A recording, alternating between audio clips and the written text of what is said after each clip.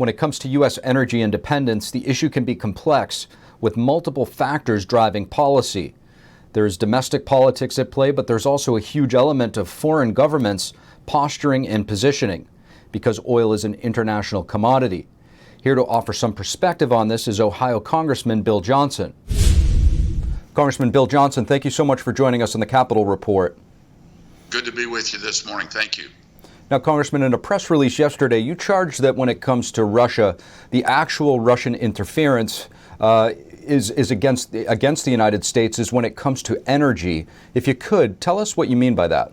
Well, a report that was released by the Science, Space, and Technology Committee back in 2018, when it was under Republican leadership, found that dating as far back as 2011, Russians had begun channeling money to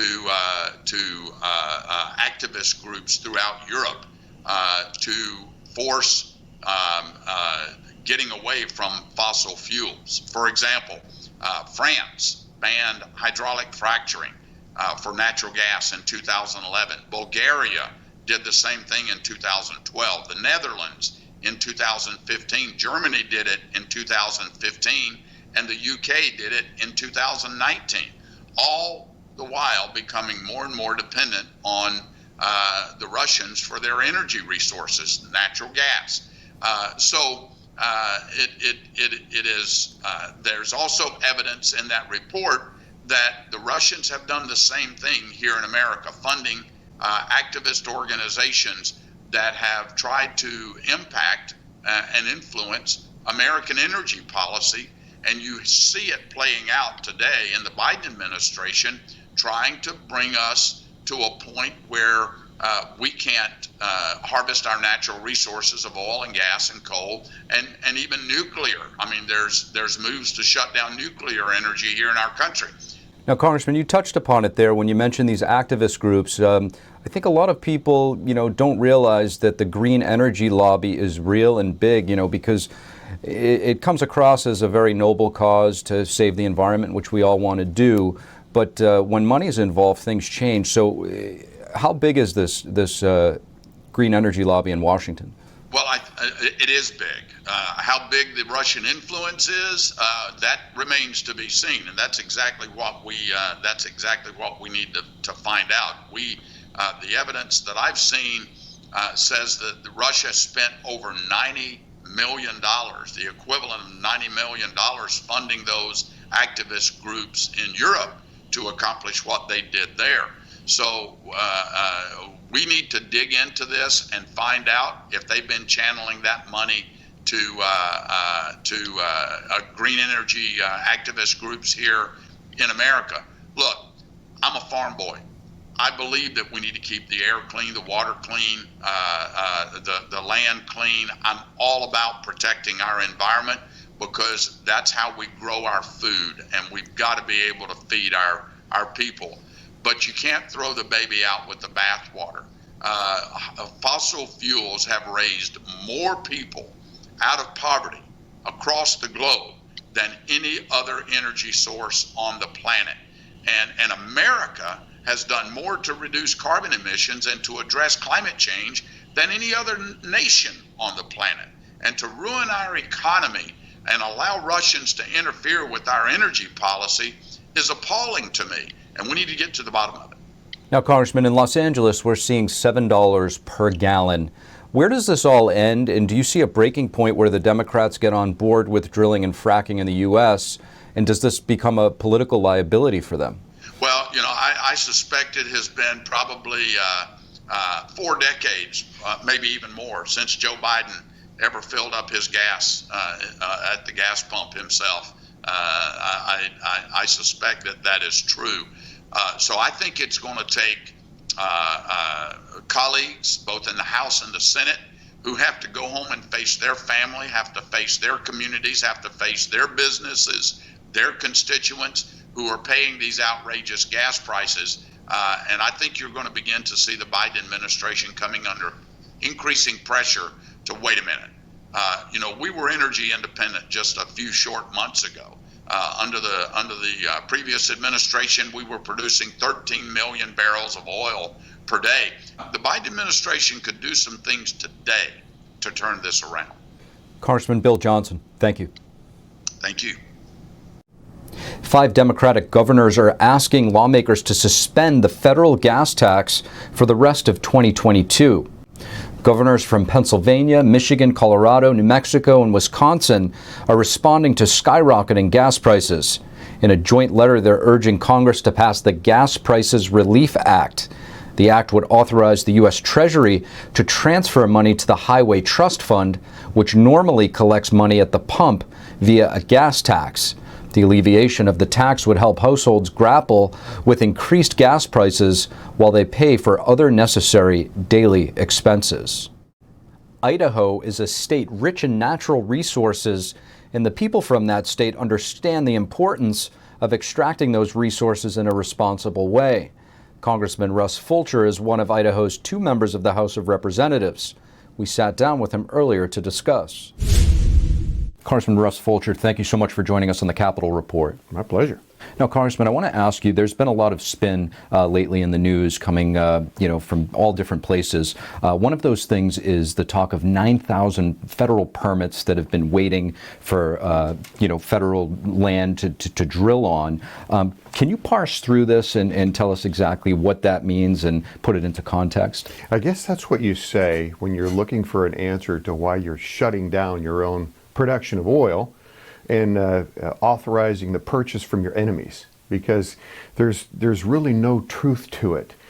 What people need to understand is if you're going to explore for oil or energy, it takes a lot of applications, and you have to do the application before you know, in some cases, that there's any resource there. And so there's applications all over the place, but that's an application to try to explore in a lot of times. So it's really just that. It's spin.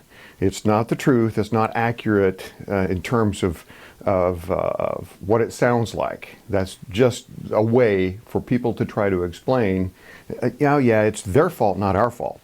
Now, Congressman, gas was on a steady incline before this Russian conflict. You can see it when you look at the chart. It's obviously been exacerbated because of the conflict.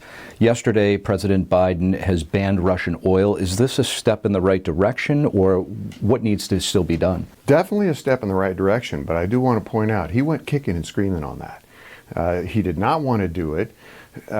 He could see the train coming down the tracks, I think, because Congress was going to run over him. Even the Democrats wanted to stop purchasing from Russia. It's just too bad of an optic right now, and it's just too bad of a signal to send. But to your point, we had rising gas prices well before the conflict with Ukraine. And it goes back to the first day when the president was sworn in. He started putting regulations and a chilling effect, significant chilling effect on production here in the U.S. That put the wheels in motion for these rising prices. And the other thing about that is this is a tax on everybody. We keep hearing the president say, in the State of the Union, we're not going to raise taxes on anybody who makes less than, say, $400,000 or whatever the number was. No. There's a tax right now. It's called increase in fuel prices, an increase in prices at the grocery store. So this is just bad policy, and it's our job to try to turn that around. Now, Congressman, in a state like Idaho, I'm sure you guys cherish your natural beauty and the fresh air and whatnot. So on that note, when it comes to special interest, a lot of people like to talk about big oil, things like that. Is there also special interest on the other side in terms of climate change and this green energy initiative? Well, it exists, but the point that I'd like to raise is that no one cares about the environment. No one cares about the place that you live than those who are there. And we do care about that, and we do give that attention. And so the so-called environmental community has impacted Idaho. They've impacted other states around the country by telling this lie that somehow they, from some eastern state or some remote place, know better about how to manage your resources than those of us who live there. And it's just absolutely false. And so part of our intent, part of my intent with this bill and with other pieces of legislation and other efforts is to say, no, the real environmentalists, those who care the most, are the people who live there, who work there, who depend on that resource for generations to come. And it's not the so-called environmental community trying to impact us. Congressman Fulcher, thank you. My pleasure.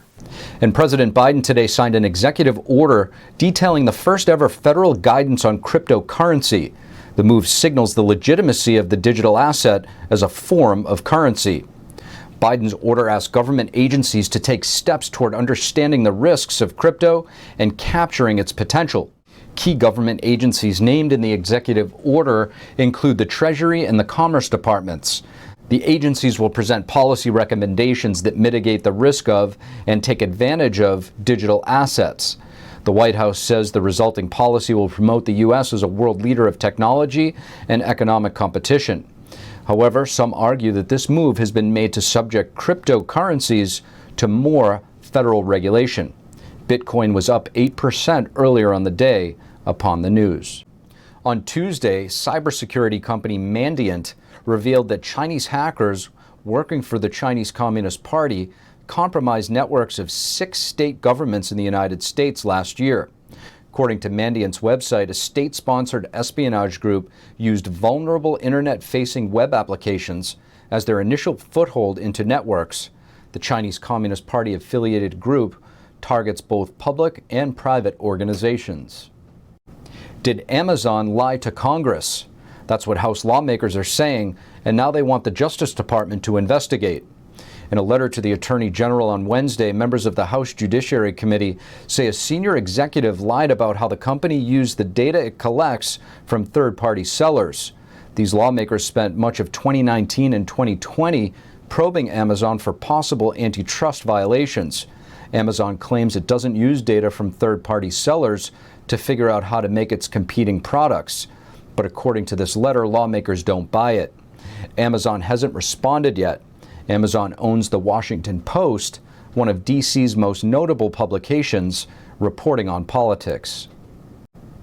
A legal organization filed a lawsuit on behalf of 2 families of Catholic schools challenging D.C.'s child masking mandate.